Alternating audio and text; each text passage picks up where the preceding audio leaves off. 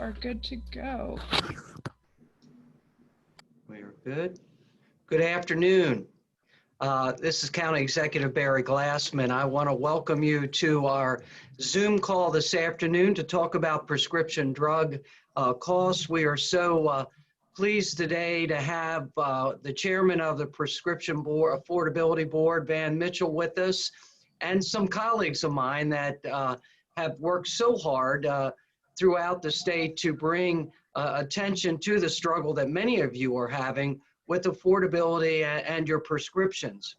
I know that the bill that passed the legislature also deals and helps with local governments. As your county executive, Harford County spent last year close to $13 million alone in prescription drug costs. And of that $13 million, about $4 million for 82 prescriptions were for specialty drugs. And so you can only imagine that's almost a quarter of our cost just in those specialty drugs. And that's for 80 employees. And so local governments throughout the country and Harford County, I had a chance to look at some of the averages over the past week. And each year we have been absorbing from 10 to 12%. In fact, last year, our cohorts had an average increase of 12.2% over the prior year. So you can see how that cost, even for local governments, and to provide prescription plans to our employees, our retirees, is becoming more difficult. And particularly for you, our families in Harford County, our senior citizens, I can only relate to what that is doing to your family budgets. And as my good friend Vinny DeMarco always says, and many of my colleagues, that prescription drugs do not work if you cannot afford them.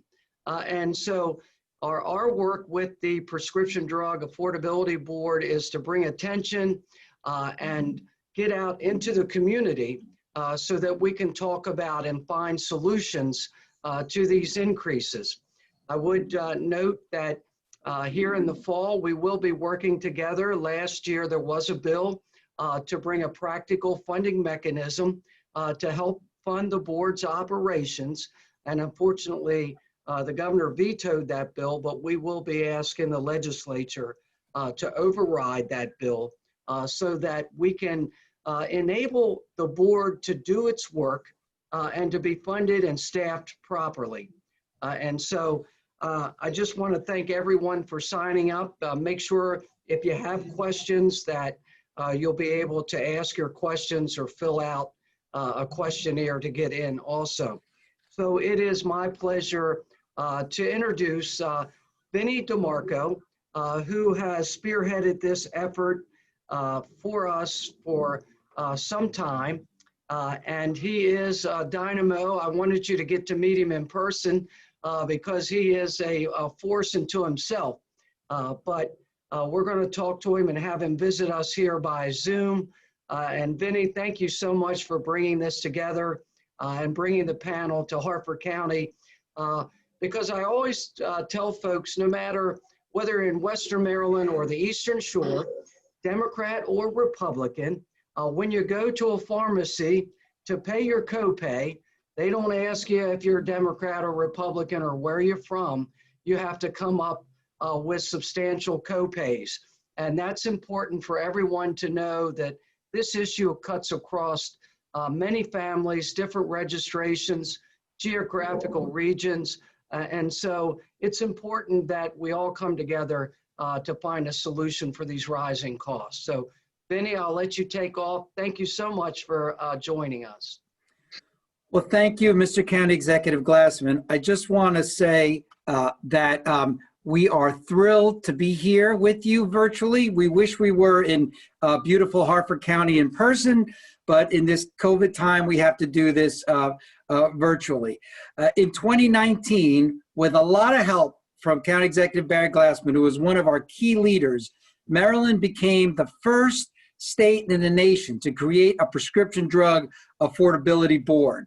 You're going to hear soon from the lead sponsor, Delegate Joseline Peña-Melnyk, and our leader in the Senate, Senator Brian Feldman. We're going to talk to you a little bit, but I just want to thank them and the Maryland General Assembly so much for taking this lead. Since we passed this law, over a dozen states have asked us how they can replicate it. We've been going around all around the country advising people how they can take this Maryland model home to them. So it's becoming something the whole country is trying to replicate. And we are thrilled that 5 wonderful people were picked to be on the board, including the chair that we're honored to have with us, former Health Secretary Van Mitchell, who is an exceptional public health advocate and leader, doing a great job with the board. But that board is doing a great job, and we are thrilled that we're leading the country here with this prescription drug affordability board. What we've been doing since the board law has been enacted is holding forums across the state so that people could hear about what the board's doing, and so the board could hear from you about how high-cost drugs are affecting you and hurting you and your families. We did 2 of these live in Howard County and Baltimore County, which went very, very well. And of course, we had to stop the live ones since COVID. We had one virtual one in Charles County, which went very well. This is our second virtual forum. We have other ones planned in Frederick County and Baltimore City. We are going to hear from the leaders I've spoken about and others in a couple of minutes, and then we're going to give you an opportunity to answer, to ask questions of them. But we also want to hear from you. How are high-cost drugs hurting you and your families? And you all should have gotten by email, and it's also in the chat, a link where you can give your input to the board. This is very, very important, ladies and gentlemen, because the board's charge is to make prescription drugs more affordable for Marylanders.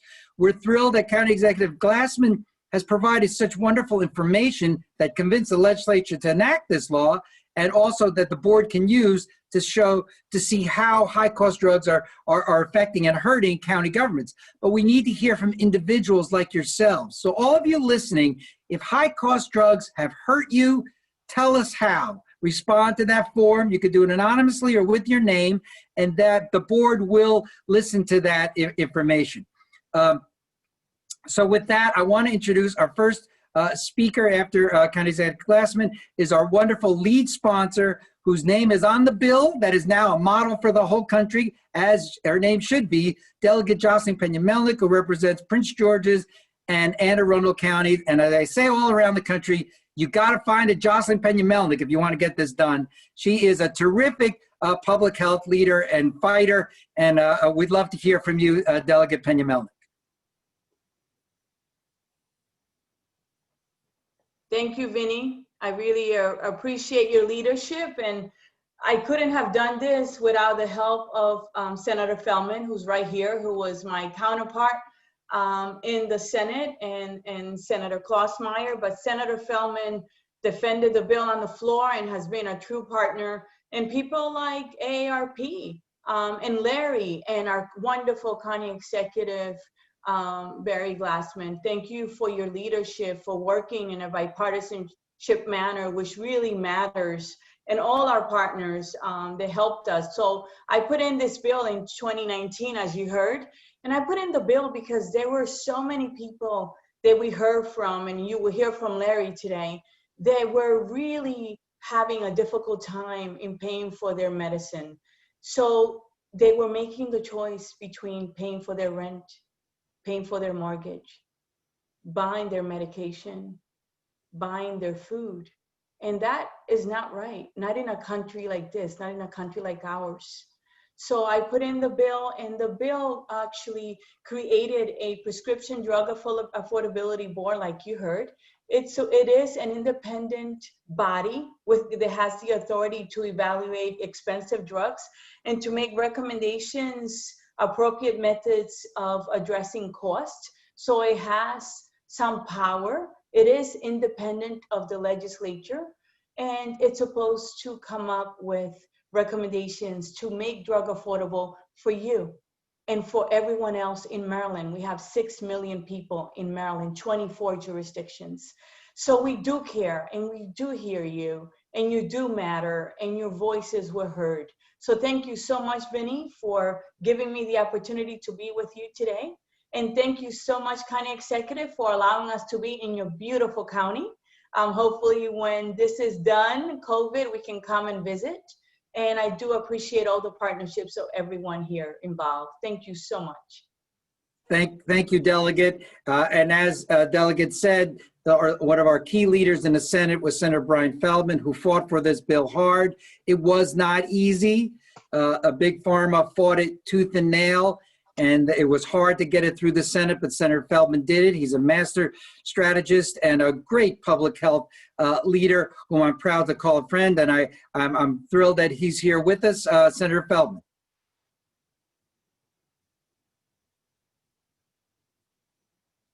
Well, thank you, Vinny, and it's great to be here with Delegate Peña-Melnyk, with Van Mitchell, and your great county executive here in Harford County, Barry Glassman. Let me just start by saying, you know, the bottom line is, and I'm not muted, right? No, we hear you. Okay.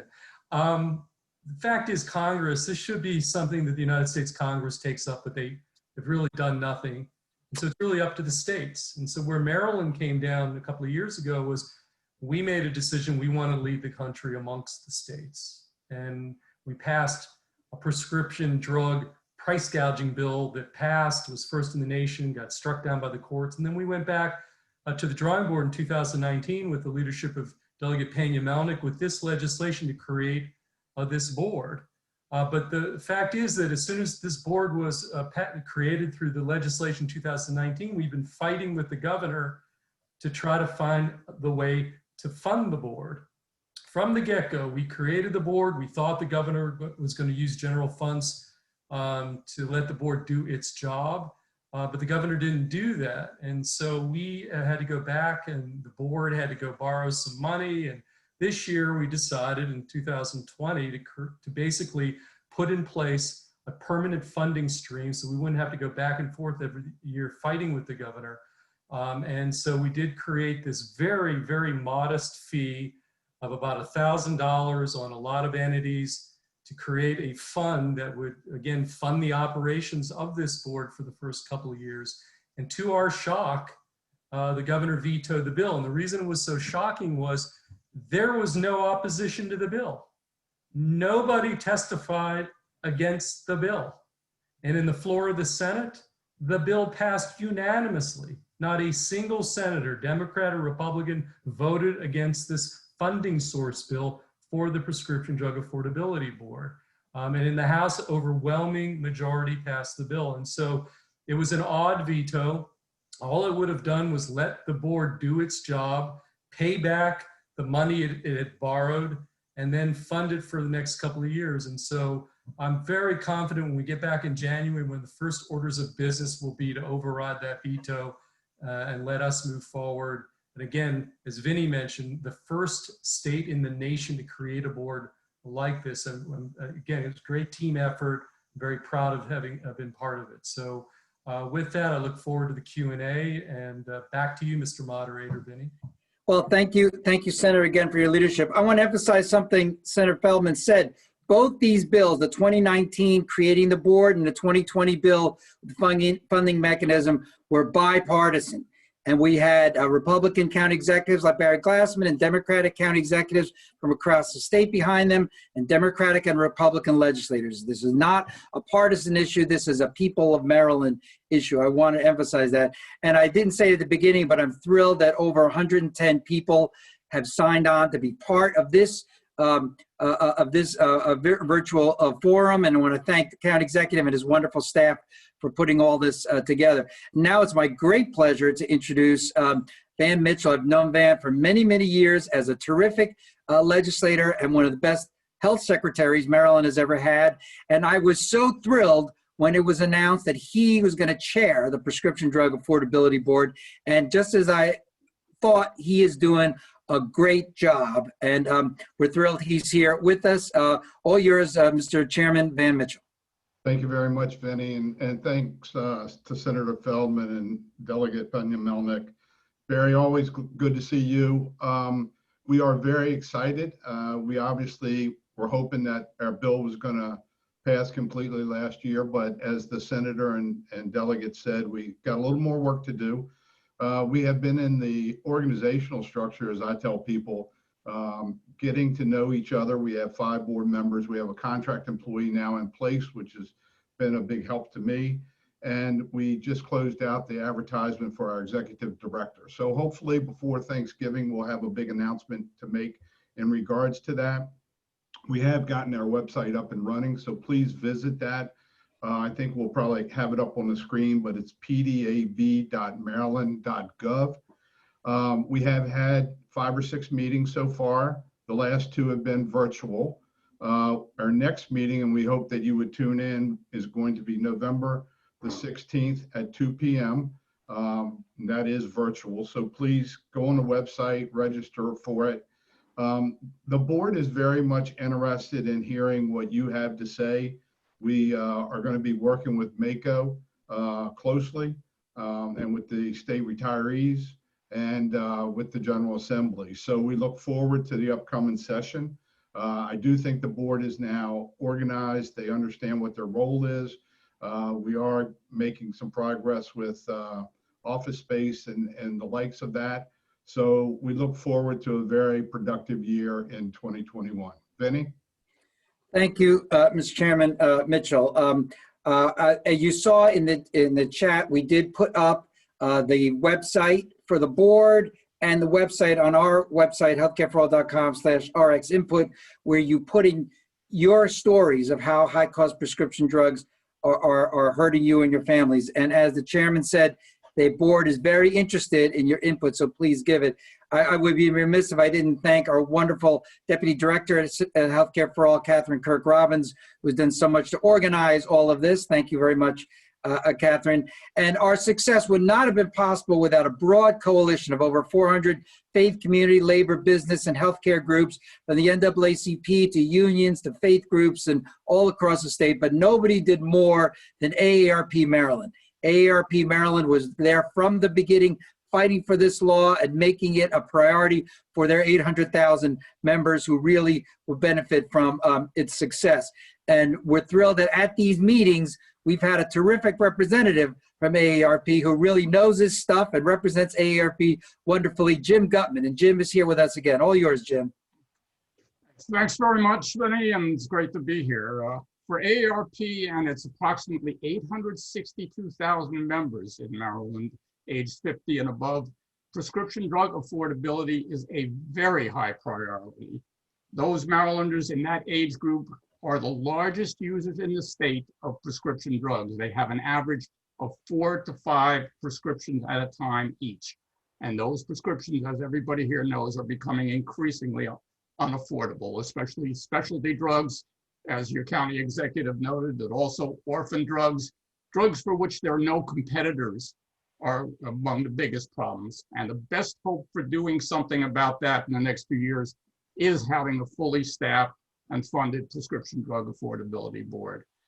Toward that end, AARP Maryland and its allies are very active in looking to overturn the governor's veto, and we'll support that in the upcoming session. And I just want to emphasize that this legislation would not cost taxpayers any money whatsoever. It's done via fees on others in the chain of the drug benefit. You've heard a plea for stories that we can use in our campaign to do something about it.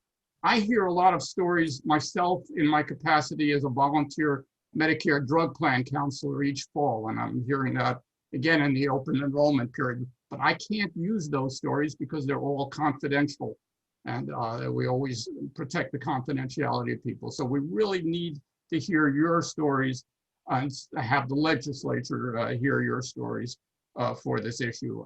As your other speakers have said, the PDAB is an excellent body. I've listened to a couple of the meetings. They really got their attention on the right issues, and we look forward to working with them in this year and in the future. Thanks. Thank you very much, Jim. It's a pleasure to work with you and AARP. As Delegate Peña-Melnyk said, one of the most important influences to the legislature with people who told their own stories. And nobody tells their story more eloquently than our next speaker, Larry Zarzecki, who's before every committee has so eloquently told how high-cost drugs have hurt him. I think it's had a tremendous impact, and we're thrilled that he's here with us today. So let me turn it over to my good friend, Larry Zarzecki. Larry? Hello, everybody, and thank you for having me today. I'd like to start off by saying my name's Larry Zarzecki, and I suffer from a neurological disorder where my body doesn't produce the dopamine or the dopamine needed to allow my body to function, doesn't live long enough. I spend out of pocket so far this year, I've gone into my IRA to the tune of $7,000 to make ends meet. So I legitimately fall into a category which is known as eat, heat, or treat. And it's not a position that at my age I would have ever thought I would find myself. But unfortunately I do, and I do the best I can. And what I would like to do is I would like to thank each and every person with the coalition, and I would like to challenge everyone who's listening but is a little hesitant of telling their story. Please believe me when I tell you, Delegate Peña-Melnyk, Senator Feldman, Mr. DeMarco, Chair Mitchell, Mr. Gutman, County Executive Glassman, they all take this very seriously. And had I not seen it with my own eyes and been to a lot of these meetings, I would have been like everybody else, or the majority of people that thought, well, it is what it is. Well, it's not. These people care. They've actually gotten the attention of the national level, and it's just incredible. I admit I was one of the 29% of the people that failed to take my medication in the beginning on time. And I also skipped some medications. That was not good. It just created my symptoms to present in a more negative way. So with that being said, I spend about $3,000 a month. I've gone into my IRA this year, $7,000. Now this is $7,000 that I'll have to pay taxes on next year. So I think that's something that a lot of people just shake their head at when they realize, hey, I'm going into my IRA. So my prescriptions are a little over $3,000 a month now, and I'm going to borrow my little camera here, and let's see if I can get them here. But here are the 10 prescriptions that I take daily to function. The most expensive medication that I take is the EpiPen that you saw.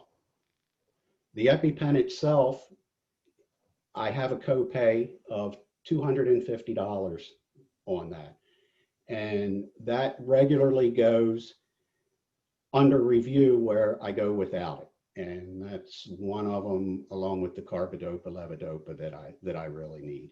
So 29% Americans failed to take their medications as prescribed because they can't afford them. People, I challenge you, please help me, help yourselves, save a life. It may be your friends, it may be one of your grandchildren, it may be one of your children. But everyone on the board deserves a big round of applause, and prices could not be under control and beginning to get under control the way they are without each and every one of you. And I thank you so very much. Mr. DeMarco. Thank you, Larry. That was eloquent as always. Now everybody can see how his story helped to convince the Maryland General Assembly to enact this law. Thank you, Larry. And please take seriously what Larry has said. Your stories matter. Dan Mitchell and his colleagues on the board really want to hear how are specific drugs hurting individual Marylanders. Very, very important for you to fill out the form if you have such a story so we know it.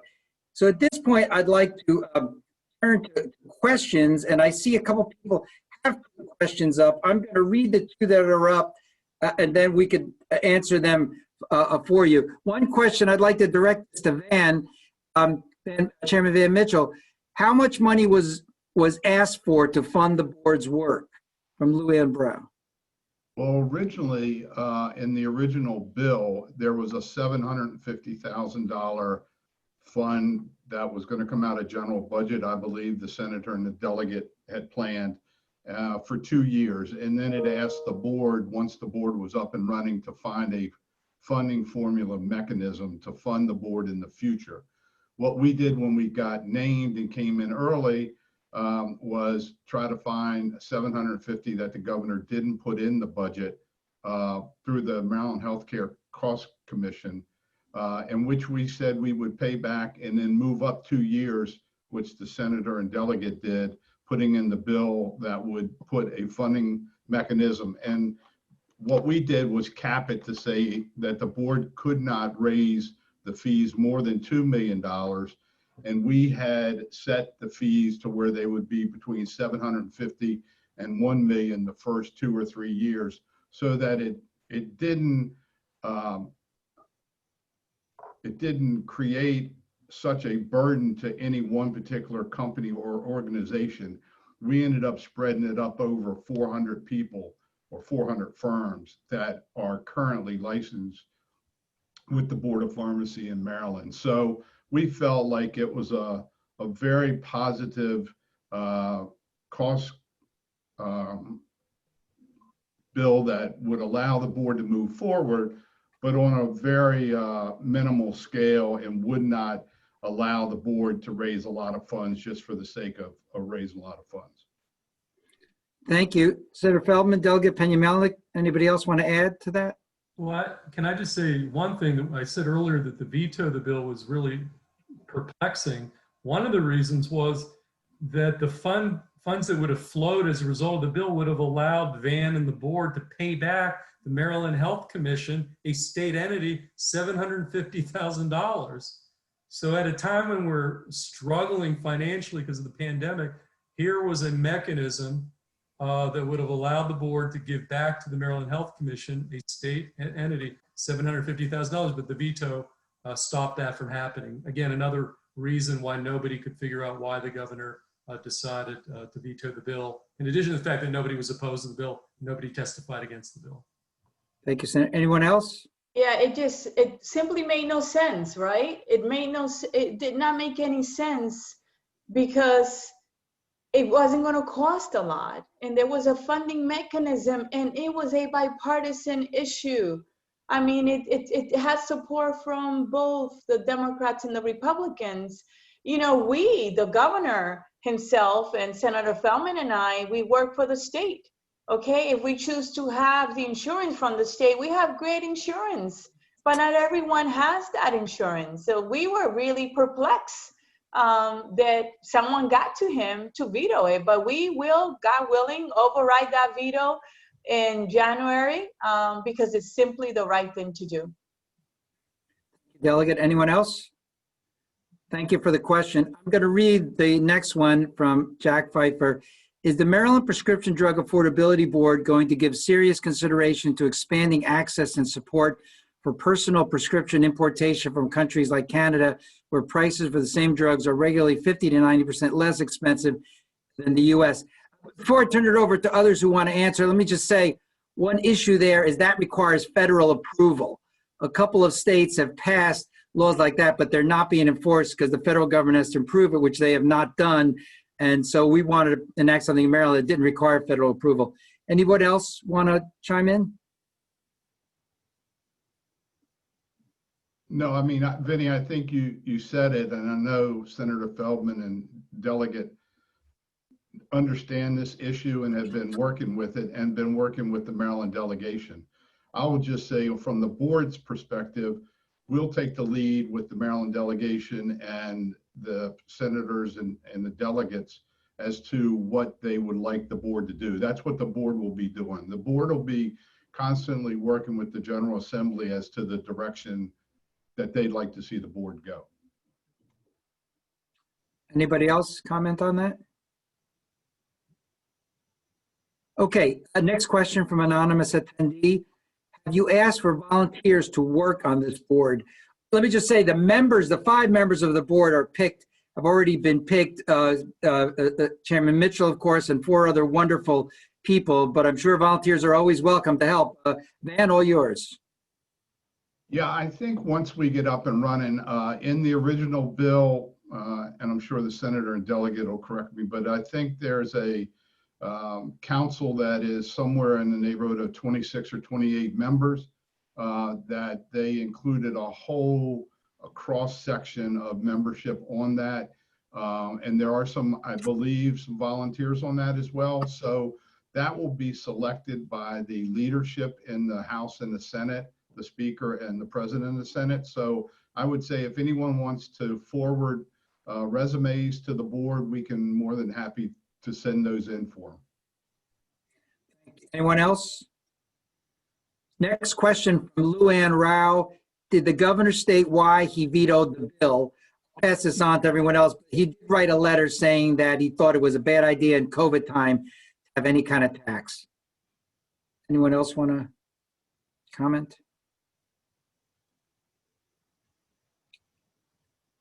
Okay.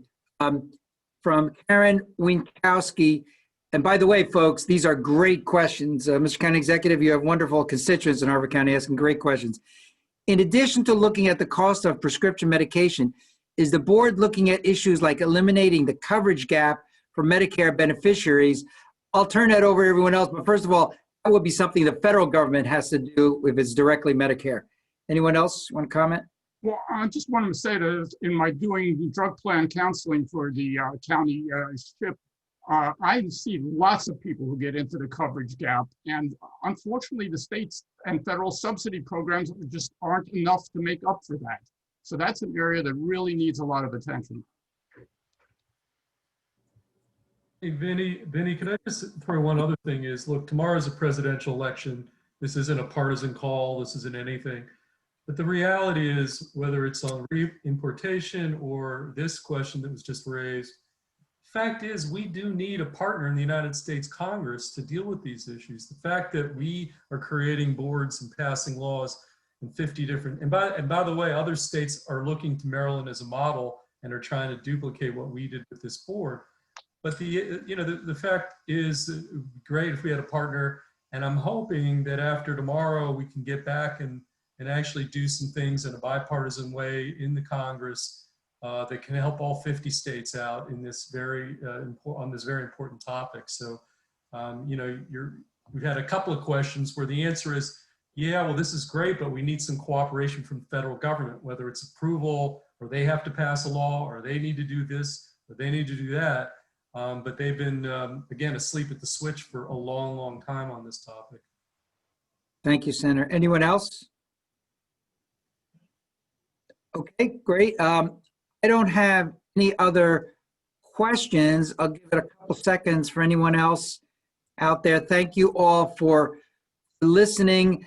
I just want to urge you one more time, please, please, please, if you are being hurt or any of your family by high-cost prescription drugs, do what Larry did and tell your story, and it has an impact. Go to healthcareforall.com/RX input. It's in your chat. You could tell your story. I don't see any other questions. I'm going to ask the county executive to close us out, but before that, any other panelists want to say anything, Delegate? Spell?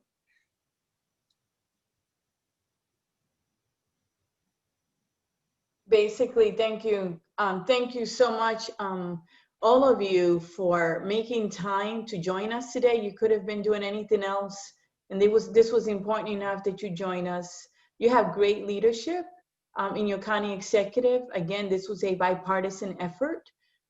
So we welcome your stories, and please check the website and participate, because all voices matter, and we do care. Senator Feldman cares, I care, our colleagues care, and Van is doing a great job. and you have people like Larry who are going the extra mile, coming to Annapolis, which is not easy, going through security, waiting for hours to share his story to make a difference. So please do so. And again, I thank you. Thank you so much, County Executive. Thank you, Delegate, for your leadership. We do have one more question from Luann Rao. How can the board work with Congress to tackle these issues that go beyond our state? I'll turn that back over to Senator and Delegate, but let me first say that Majority Leader of the U.S. House of Representatives, Steny Hoyer, was part of our Charles County event. He is a big supporter of these issues, and he will work very hard, I believe, next year to get something good passed. But Delegate, Senator, or Van, anybody want to add something? Yeah, well, I think having Leader Hoyer as a Marylander that's a great pipeline. Also, I'd make the point that former Congressman Elijah Cummings was very much out front on this very issue. So we have a brand in Maryland that we want to be out front. And quite honestly, some of our federal members of our federal delegation have been out front. You know, unfortunately, nothing's happened up there, but I think Congressman Hoyer is a good sort of partner and has been. And I think that's a starting point to get, you know, some collaboration between us and the Congress. Great. I see no more questions. Anybody else want to say something before I turn it over to the County Executive to close us out? Okay. Thanks, the wonderful panel. Thanks for the people with your great questions, and hope you all who have stories tell us your stories. Mr. County Executive, you want to close us out? Sure. I want to, first of all, thank everyone for listening in. Please email me at btglassman@harfordcountymd.gov. You can share your story with me here at the county, and I can make sure I can get your story back down to Annapolis. And you can see the great partners we have here from the House and the Senate, Vincent DeMarco, Larry, and Van, AARP, everyone that's worked so hard on this legislation. And listen, we are, I hate to say, we're not really pipe dreaming here. We realize this is a difficult battle yet to do. We're battling against big pharma and folks with a lot of money, but we want to make sure that we are reasonable, and our goals are reasonable. We're looking at drugs that increase by the thousands each year, and that folks have to make choices of whether they take their medicine or feed their families or pay their rent, and we shouldn't have that here in America. So I'm just so fortunate that I've been able to join up with these folks, and they took time to come and hear from Harford Countyans. And trust me, this is really a policy issue that's going to go on for years. And as we build the affordability board and make it stronger, I'll make sure that we get them back up here to Harford County as soon as we get out of this pandemic, so I can share your stories and part of our beautiful county with the panel and with my colleagues. So God bless you. Thanks for listening. Touch base with me if you have any questions or concerns that you need me to get to the board. So Vinny, thank you all so much. Thank you. Bye-bye. Take care, everybody.